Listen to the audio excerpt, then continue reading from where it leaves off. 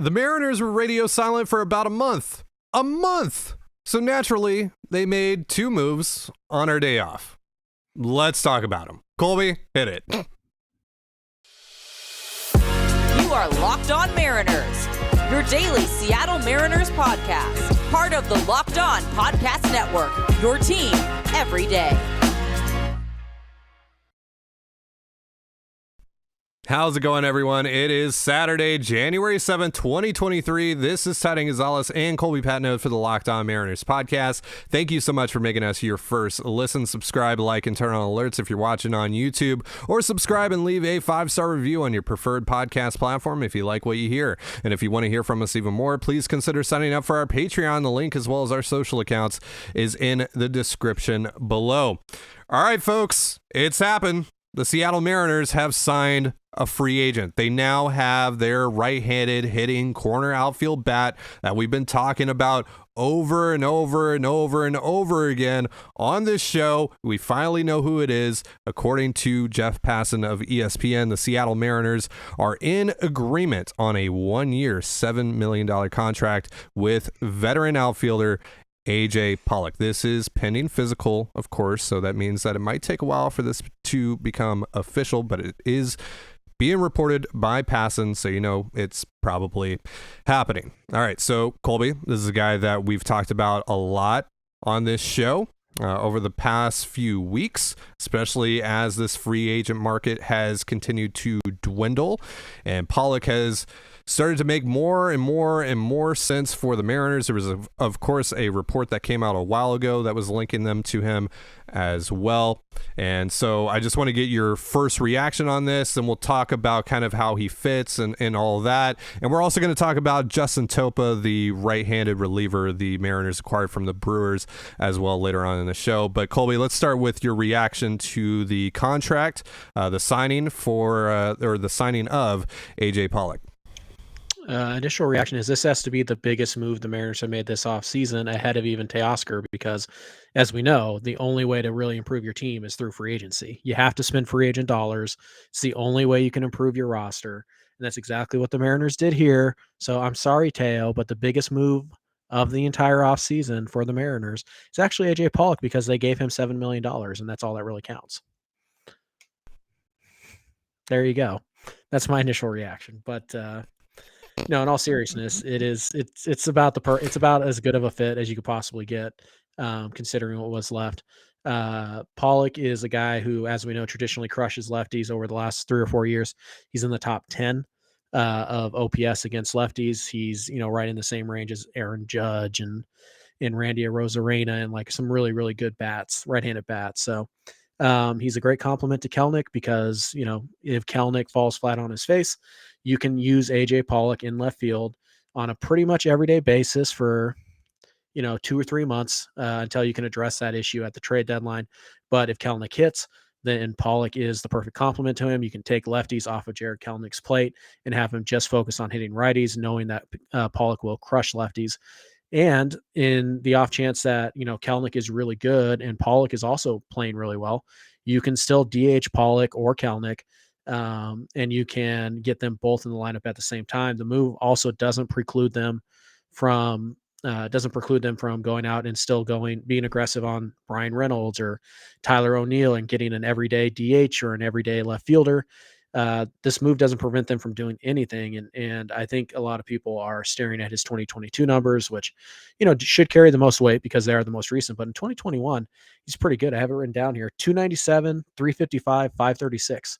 That's as an everyday player for Chicago in 2021, or was still the Dodgers? That was the Dodgers. Yeah. So that was playing against lefties and righties. Again, he's a guy who ideally isn't playing every day for you, but if you have to do it, you're okay. You're going to be okay. He can still catch the ball pretty well, still runs pretty well. He's definitely got power, particularly against lefties. He's just a great fit overall. He is a really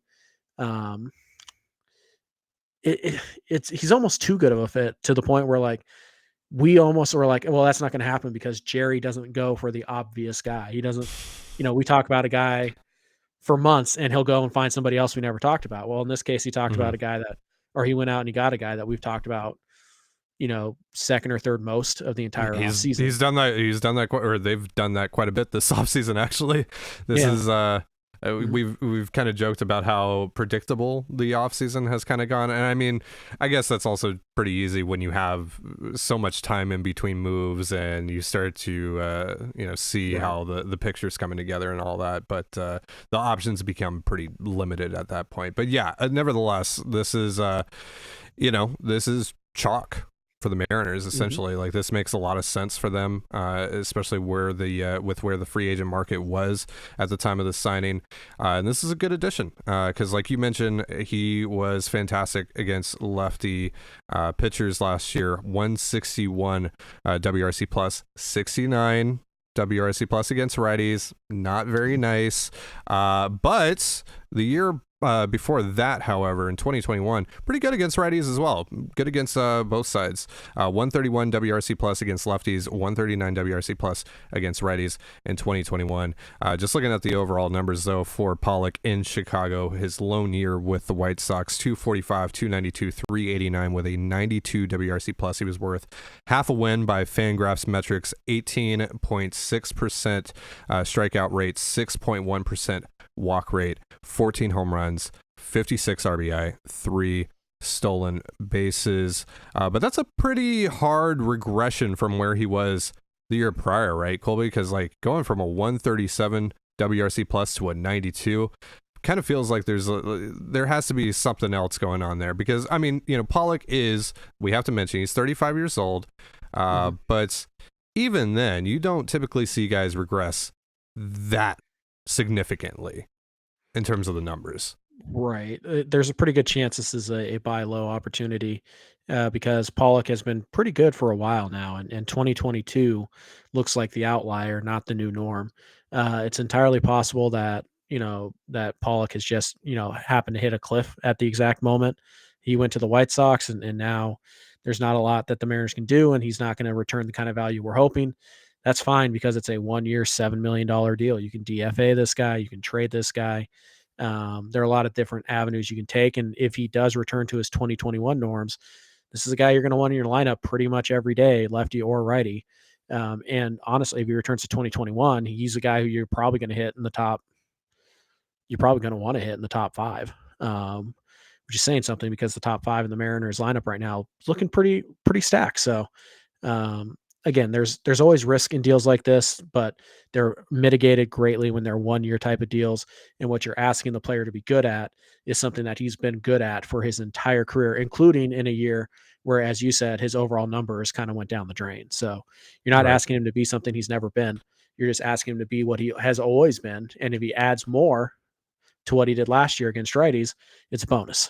So there's very little risk to this deal. And it does have some serious upside. Pollock can get enough at bats against lefties and righties. He could be a 2-win player.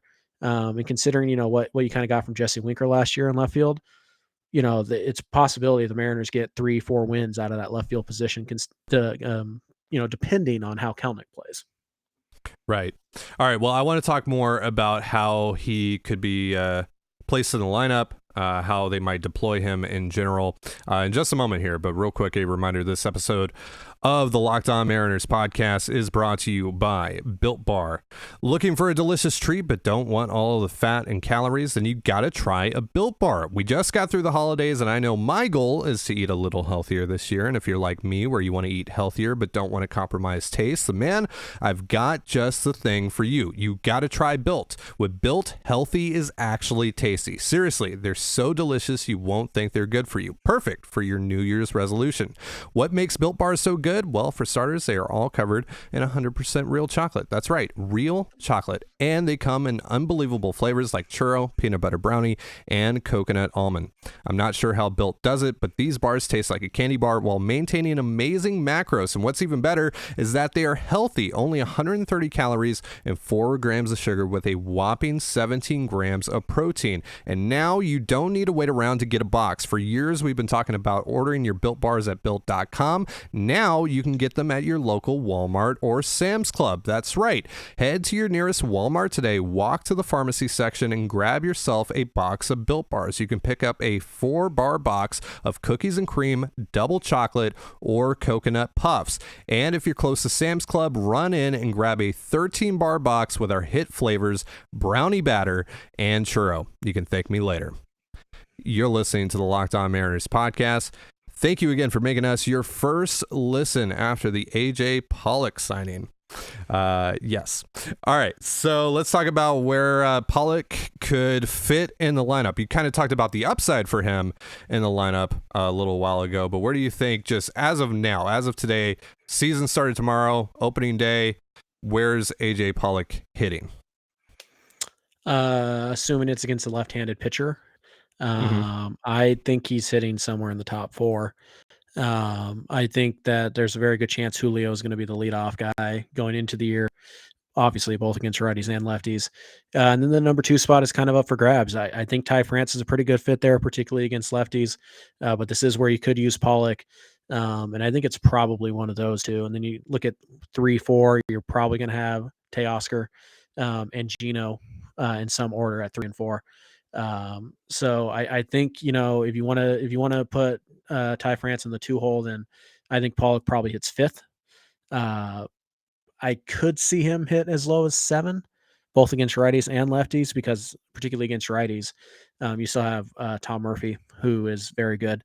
And you're probably also going to have Dylan Moore, but I would assume Dylan Moore is going to hit 9 when he's playing, period. They like to have the speed in front of Julio. So I would imagine Pollock is probably going to hit either 2nd or 5th against left-handed pitching. If he has to take over the lion's share of the job and hit against righties as well, I think he probably slots in no lower than 7th. I think that's probably a good spot for him. So as of now, Mariners don't do anything else from here on out in the lineup. Pollock DH against righties, and then left field against lefties, and Kelenic on the bench against lefties.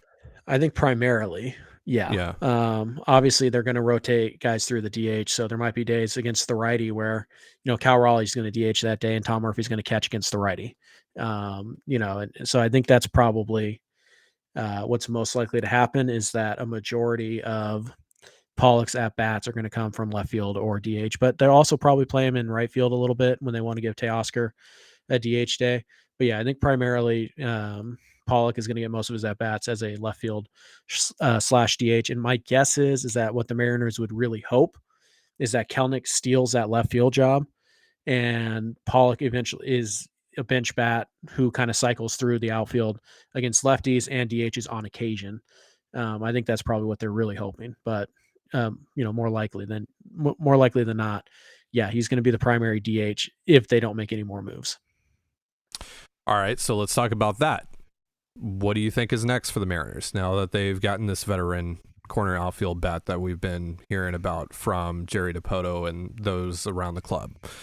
What's next? Well, we know they hit their quota on free agency, so obviously they're not going to sign any more of those guys. Higher contract than Nori Aoki. Now the bar is AJ Pollock, folks. Yeah. We did it. All right, so yeah. What do you think now? Is Brian Reynolds, like you talked about it, obviously this doesn't preclude them from doing that, but do you actually think that's where their focus still lies? My thing with Brian Reynolds has always been it's a bit of a pipe dream. I just don't think that they can outbid the other teams who are interested, and that's what it's going to take. You're going to have to win a bidding war. They'll still be involved, and again, the caveat we always use: who knows what Pittsburgh likes? Maybe they love Emerson Hancock, and that's enough, but it seems unlikely. So, I think what you're kind of looking at right now is, I think they'd like to add kind of a DH type, but I think they also want to have that spot potentially be open. So I don't know if Nelson Cruz is much of a fit anymore, just because they kind of have their four outfielders and they want to rotate through the DH.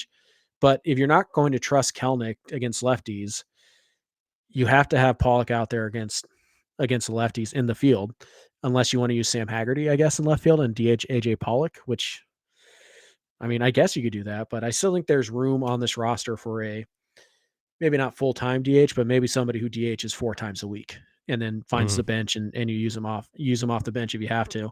Is a guy like Nelson Cruz going to be open to that? Because if he is, then that deal actually could make some sense. But you just look at what's out there left on the free agent market. There's not a ton in terms of obvious fits. I do think I would take Jerry at his word, though, that he is looking at kind of left-handed, or not necessarily left-handed, but corner infield bats, guys who could play third or first if they absolutely needed to. And I think now with the addition of Pollock, that bat being a left-handed bat actually makes a lot of sense. So I wouldn't be surprised if they go, sniffing around Tommy LaStella or Mike Moustakas, or maybe even, is Cole Calhoun still a thing? If they want a lefty pinch bat. There's a lefty outfield bat that currently plays for the Minnesota Twins that I think would be a wonderful fit on this roster, personally speaking. Maybe do that. That would be cool. I'd be down with that. Would it? Be cool with that. Yeah. You think Max Kepler makes sense still? Yeah, let's do it. Let's make it happen. Yeah, I'm fine with that. Teo DH. Let's go. Yeah. Yeah. I mean, that is probably the best defensive outfield in baseball. If you're going Kelenic, Teo, and Kepler, Kelenic, Julio, and Kepler, that's probably the best you can do in baseball. I'd probably like a little more upside in the bat, but like we're talking about Nelson Cruz and Tommy Pham and Tommy LaStella. Yeah. So like we're not talking about like, oh yeah, go defense over these 130 WRC plus guys. No, that's not what we're talking about. All the people in the comments saying they don't get it with Max Kepler. I don't understand. What is it that you see in Max Kepler? I see upside. That simple as that. I see a guy who's hit 35 home runs before. I see a guy who's a plus defender in right field. I see a guy who's a good athlete. I see a guy whose StatCast page is bright red. I just see a guy who needs to put the ball in the air a little bit more. That's all I see. And a guy who is going to be helped, albeit not as much as some people think. He is going to be helped by the shift ban or shift restrictions, we should say. That's right. He is a guy. He is one of those guys who will benefit a little bit from that. So I like that move. Plus, he's kind of making some money. So if you're really desperate to move Marco or Flexen, I still think that's a swap that kind of makes sense. So, but yeah, and again, I still wouldn't be shocked if they went out and they added like Tyler O'Neill. Like that wouldn't surprise me at all either. So, anything can happen. They could be done. They could go make a couple of, small minor league free agent signings and that type of thing. But I think they probably have one more bat in them. I just think ultimately it's going to be a left-handed infielder who can kind of play first and third, kind of protect themselves if Gino needs a day or if Ty France goes on the IL or whatever, right? They just have a guy there because right now, if Ty France goes out for like a month, I mean, you're probably using Dylan Moore and maybe Evan White at first base for a while. Like, or I guess Gino, but you could slide Gino over, and if you have Tommy LaStella, then Tommy LaStella could play third for a month. You know what I mean? They need somebody like that. Well, I would love to say that would do it for our show, but before signing AJ Pollock, chills. Dipoto did it again. He made his second trade of the offseason with the Milwaukee Brewers, that is acquiring right-handed reliever Justin Topa, who I definitely knew existed before today, for right-handed relief prospect Joseph Hernandez, who's actually someone that's made some waves over the last year, and was even in discussion for potentially protecting him from the Rule 5 draft last month. That did not happen, of course. But yeah, he's now a Milwaukee Brewer, and Justin Topa is now a Seattle Mariner. So I'm just not going to pretend like I know who Justin Topa is. I'm just going to be real with you. I have no idea who this guy is. So Colby, please help me fill the blanks. Once again, I will do the heavy lifting. Yes, thank you. No, because I also totally knew who this guy was before the deal was made. That's right. Yeah. So look, I don't have a ton on him. I did, I think there is one person though who has some opinion on Topa, who we've had on the show before, and it's pretty interesting stuff. Joe Doyle, Prospects Live. He had some pretty interesting things to say about this move. Topa is a guy who is 31 years old. He's been around for a while, hasn't really had success in the major leagues, but we're talking about 95 to 98 mile per hour sinker and kind of a sweepy slider that really has some good bite. There's some good stuff here. When you look at it, I'll just read Joe's exact tweet because, again, I haven't seen him pitch, so I can't speak to this. That's me looking at StatCast and like 3 batters that he's faced. That's just what I saw from the 3 batters I faced. Here's Joe Doyle. Quote, Justin Topa is a really interesting analytic get for the Mariners.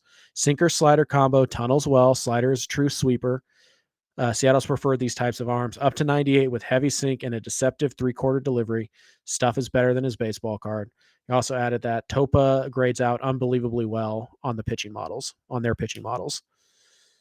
So it's a stuff play, right? Essentially what you're looking at is if you're Seattle, right, you feel pretty good about the floor of your bullpen right now, but you kind of need that arm that could just come out of nowhere and just jump it up to the next level. Topa is one of those guys. If you can get him to throw strikes with regularity, which has been a problem for him, then you have 2 70 grade pitches is what I'm reading on Fangraphs that can play. And to me, this deal reminds me so much of a few years back when the Mariners, who was years away from the big leagues and had a little bit of hype, not as much as Hernandez, but he had a little bit of hype when they took him and he just kind of sputtered out. They flipped him in 60 grand, I think, for Austin Adams, who obviously had a big year for Seattle. And then Seattle was actually able to flip Austin Adams in part of the Nola trade, which helped them land Ty France, Andres Munoz, Taylor Trammell, Luis Trent. So I think this Nick Wells for Andres Munoz. Yeah, I mean, really, at the end of the day, yeah. It's a little bit like that. It's not exactly Adams threw a few more strikes than even Topa does, but it's really good stuff coming from kind of a funky arm angle. He hides the ball pretty well, and the sinker. From what I watched, the sinker has some real it runs hard in on the righties, and the slider. I mean, it looks kind of like a wiffle ball sometimes. It just so slowly sweeps across the plate, but on the times that he can locate those pitches, he's made guys look like, fools. So it's a huge upside play for the Mariners. He's 31. He's got all 3 options left. He doesn't have to make the team out of free agency or out of spring training.